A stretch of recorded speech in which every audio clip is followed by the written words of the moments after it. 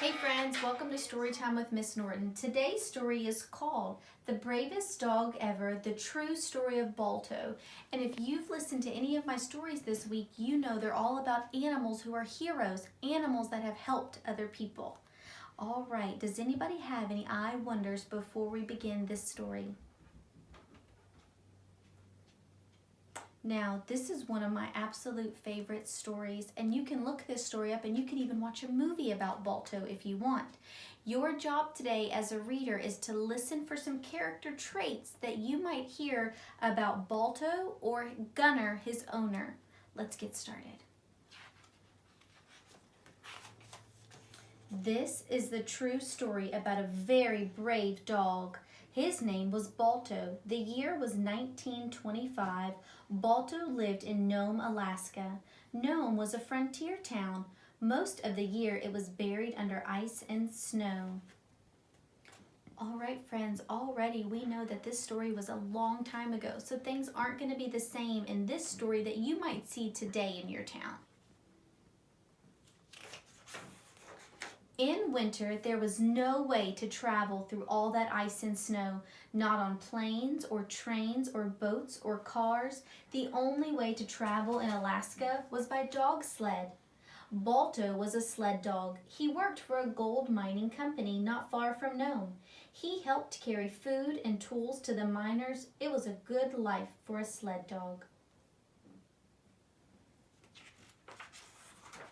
Balto's driver was named Gunner. Gunner made Balto his lead dog. The lead dog runs in front of the team. He follows the trail. All the other dogs do whatever the lead dog does, so the lead dog has to be the smartest and strongest dog of all. Already it gave us two character traits that we could say about Balto: smartest and strongest. One cold winter day, a terrible thing happened in Nome. Two children got very sick. Their parents called the doctor. He was the only doctor in the whole town.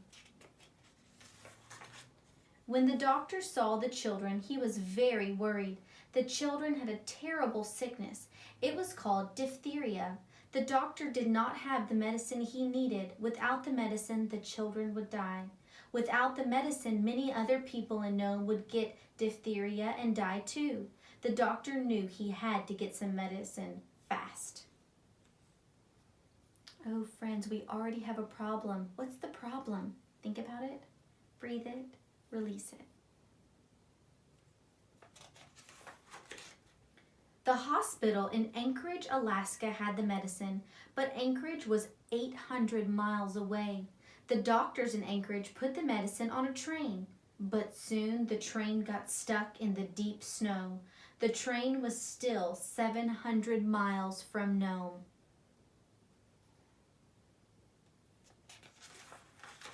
The people of Nome held a meeting. Everyone was very scared. "What are we going to do?" asked the doctor. "We have to get that medicine." At last someone said, "What about a dog sled relay? When one team of dogs gets tired, a new team will be ready to take over."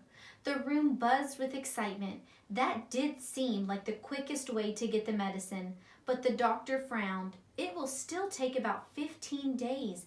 That's a long time. Too long." Maybe the doctor was right, but there was no other choice. So the mayor spoke over the radio. "Please help," he said. "We need the best drivers and dogs to help save our town." Gunner heard the mayor on the radio. Gunner knew he had the best dog team and the best lead dog. Balto would come to the rescue. On January 27, 1925, the race to Nome began. 21 dog teams were in the relay. Each team waited at a different spot. All right, friends, a relay looks something like this. Here's the town of Nome where the sick kids are. And here is where the medicine is in Anchorage. So there are dog sleds along each of these spots all the way to Nome. What happens is one team of dogs is going to get the medicine and take it to this team of dogs. This team of dogs is going to take it to this team. And they're going to go all the way down until the medicine gets to Nome. That way, all the dogs don't get too tired because 700 miles is a very long way. Do you think they can do it? The first driver took the medicine from the train. He wrapped it in fur to keep it from freezing. Then he drove his dogs as fast as he could to the second stop. He made his run in good time. But soon the wind began to blow hard. The air grew colder. A blizzard was coming. It was one of the worst storms ever. Still, the race went on. Somehow, each dog team made it to the next stop. In one team, 2 dogs froze to death. So the driver hitched himself to the sled. He helped the rest of his dogs pull through the storm. Gunner and Balto waited at their stop in Bluff. They were going to run 31 miles from Bluff to Point Safety.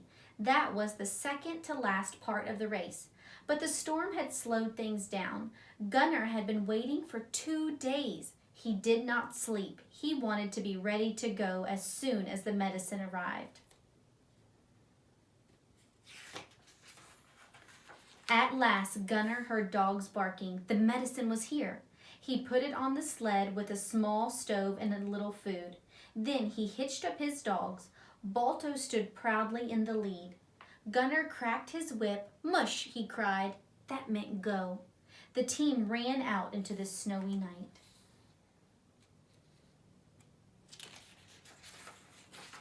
At first, the team made good time, but soon snow drifts blocked the trail. The dogs sank up to their necks in snow. They could not move. Some began to panic, but not Balto. He stayed calm. That helped the other dogs while Gunner dug them out of the snow. At last, the team was on its way again.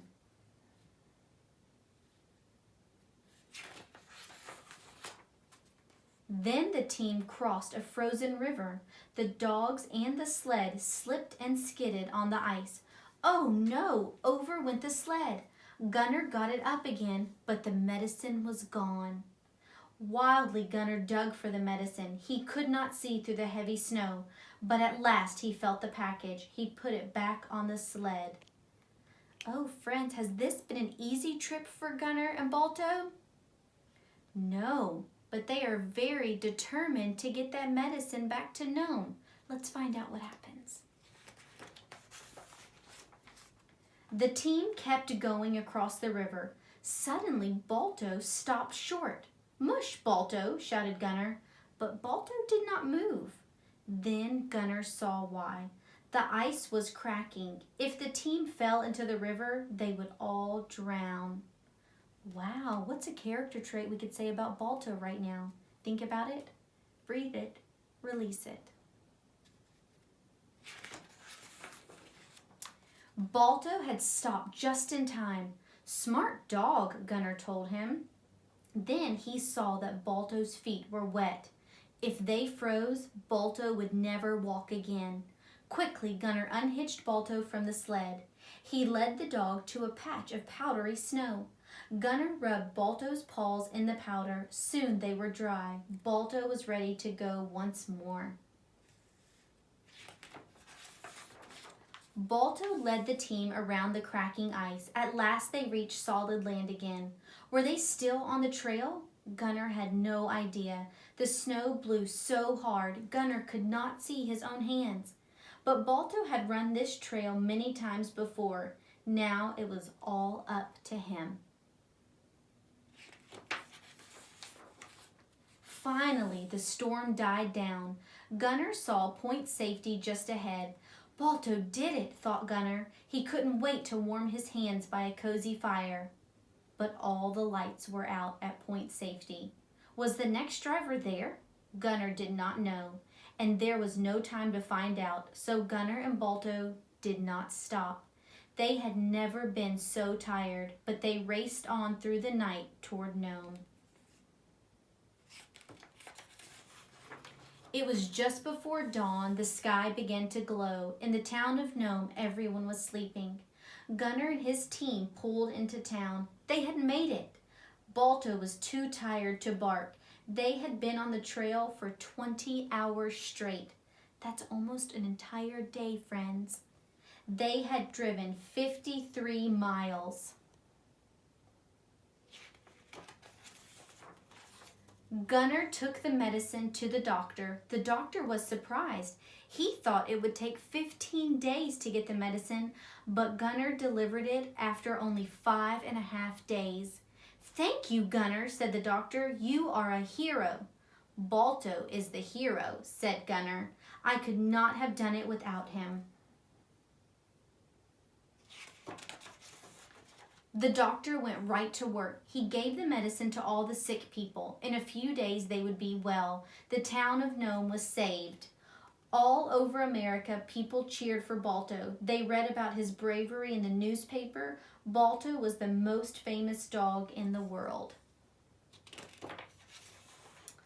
A year later, the people of New York City put up a statue of Balto. It still stands in Central Park. Lots of children play on the statue. They remember Balto, the bravest dog ever. The end. I hope you enjoyed that story as much as I did. Now remember, I told you were going to be thinking about character traits about some of the characters in this story. So your characters are Balto and Gunnar, and you are telling me, "I think blank was blank." Here's your challenge for the day, boys and girls. If you've listened to all my stories this week, you have heard about 4 different animals that have saved the day: Balto, Dolores, Norman, and Ringo. Your challenge question today is, which of these stories were your favorite and why? All right, I cannot wait to read your writing. Bye, friends.